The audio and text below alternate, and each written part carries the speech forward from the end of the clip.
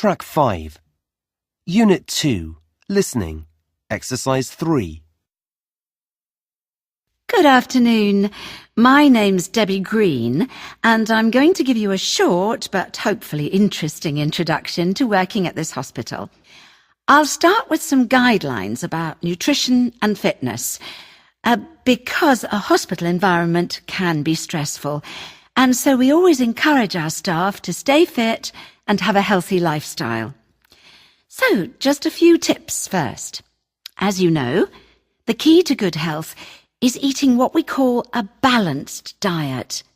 Many people don't do this, however. For one thing, they don't eat enough fruit and vegetables or home-prepared food. When you feel hungry, it's often too easy to grab something quick because you're tired or busy. Cooking a healthy meal takes longer, and this is often why people live on sandwiches and fast food instead. Please don't fall into this unhealthy trap. Of course, you have to do a little exercise and keep fit as well. I know you'll have a lot of work and may not have time to join a gym, but consider how often you take the lift rather than the stairs, or how often you drive rather than walk. Health-wise, it may just be a question of doing things differently, rather than starting a very active sport. In fact, being generally active is much healthier than doing lots of exercise just occasionally. As you know, this can be as risky for your heart as being inactive. As long as you do at least an hour's exercise a day, and some of you will do more than that at work, you'll find that you don't lie awake at night worrying about the next day. And that's the main advantage of exercise. Remember, this is a hospital, and you are supposed to be the healthiest people here. Moving on to health and safety, I want to point out that it's quite okay to take a break any time that you're not busy. We know that when there's an emergency, you may have to miss that cup of tea or coffee in the canteen or wherever you go. But generally you shouldn't work for more than 3 hours without a break. Otherwise, your attention levels will drop, and you could then make a careless mistake. Another important issue is hygiene. You're all trained to clean your hands at work, but remember that germs can live for a long time. So please make sure that you don't leave even a small amount of rubbish around. There are brooms in the cupboards, so use them. We do have cleaners, but they aren't always here when you need them, I'm afraid, and a little dirt can soon build up. Track 6. Unit 2. Listening. Exercise 5. Now, as you're all new, I'm just going to show you a map of the hospital and point out a few key places. Let's start with the recreation centre. At the moment, we're in the main building, that's here, and if you go out of the main entrance and just along the main road to the east, you'll find the staff recreation centre. It's this T-shaped building, and there's a range of things that you can do here to help you relax. If you get ill, we do have a health centre for all registered employees, and this is directly behind the main hospital building.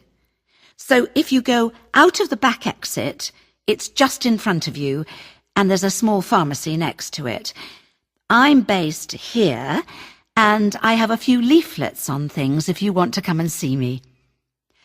Many of you will be doing shift work, so you might like to go to the 24-hour swimming pool and sauna. They're very close by, and it doesn't cost much money to get in. If you walk out of the front of the main building, there's a road straight ahead of you. Go down that and turn left into Thai Road. You'll see the pool entrance at the end of that road, just beyond the line of trees. We've talked about eating healthily, and there's a very useful store nearby that sells a large range of organic products and health food supplements. This is also in front of the main building, but this time you need to go beyond the turning for Thai Road, and you'll see it on the right-hand corner directly opposite another building. Finally, if you want a healthy meal and you have very little time to get it, of course there's always the canteen inside the main building, but I would recommend a place called Jenny's Restaurant. Leave the front of the main building and head for the roundabout. When you're there, take the second turning on the left. It's just along that road before the trees. You can get a number of excellent dishes here at a reasonable price. Well, I think that's all that's really useful. Section 2. You will hear two students called Mark and Gina asking their tutor for advice on the extracurricular project. First, you have some time to look at questions 11 to 14.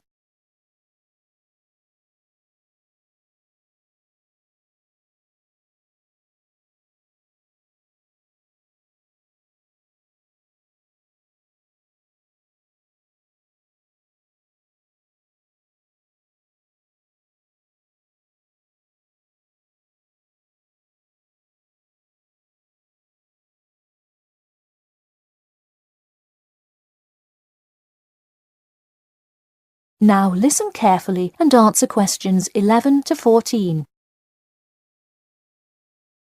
Hi Mark. Hi Gina. What can I help you with? So we were hoping you could help us with this extracurricular project. Sure. What is the topic? Attending business school. This sounds like a great idea. So you're going to explain the requirements for getting into business school? Not exactly. It will be more broadly about the experience, the academics, accommodation, and social experience that comes with being part of the business school. I see. So would your audience be the general public? Well, we would probably want more to focus on members of the institution. We would especially like to reach individual applicants to the business school. I see. Now, what form will this information be? You could give a talk to all the summer courses. All you'd need is permission from the course director. Or you could pass out information outside the student union. Those are both good ideas. What about sending out pamphlets in the mail? Most college students never check their mail. Maybe you could make a video and show it on campus. That's a great idea. We'll do the video. Great.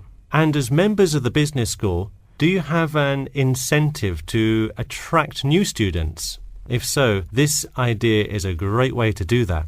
No, the idea actually came about because of how much students like us worry about their studies. Yeah, when I got into business school, there were a lot of things I had not prepared for, so the video would cover a lot of things Mark and I wish we had known upon entering business school. Right. Before you hear the rest of the talk, you have some time to look at questions 15 to 20.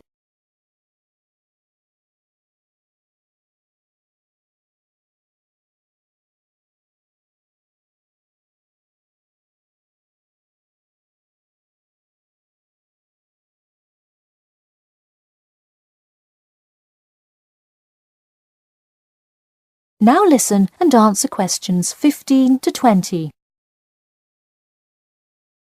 What would you talk about first? The first and probably most important section would be academics. Good idea. So, would you provide guidance on what courses to take? We want to focus especially on the approaches professors take, their teaching methods. It is far different than what students are used to in high school and even in liberal arts college. Good idea. And how long do you think you would spend explaining academics? We'll probably spend 7 minutes on it. We also have some ideas for talking about housing, food options and stuff like that. We're not really sure how to tie it all together though. I think it would be suitable to title that section Accommodation. What do you think? That could work. We'll definitely describe the different dining options at the cafeteria and then walk students through flats and the grueling process of finding one near the business school campus. Okay, so we would cover specifics on the cafeteria as well as flats. I think those are both helpful. We could spend about 6 minutes on accommodation and be sure to touch on those specifically. Great. Is there anything else you would talk about? We definitely want to go over the social aspect of attending school here. Of course. I think it's good to have a little fun once in a while when you're working so hard in school. I think we are going to introduce new students to the disco that so many upper-class men know and love. Maybe we'll include a few other places too, but that's the main one. We're also going to invite students to the International Evening taking place in the first week of school as a great chance for our large international student population to meet a lot of other new students. It can definitely be hard to meet people as an international student. I think that is a great idea. You may want to spend slightly longer on this section than the other two. How about 8 minutes? That sounds reasonable. So overall, the introduction should take 3 minutes and then the conclusion should take 4, giving us a total of 28 minutes. I wouldn't rush your introduction. Maybe give it between 4 and 6 minutes. The conclusion, though, can be shorter since it's just a quick refresher of each of the topics. Give that not more than 2 minutes. Okay, so in total, the video should take about the same time, just more intro and less conclusion? Precisely. All right, we're going to get to work on our video. Thanks for your help. That is the end of section 2. You now have half a minute to check your answers.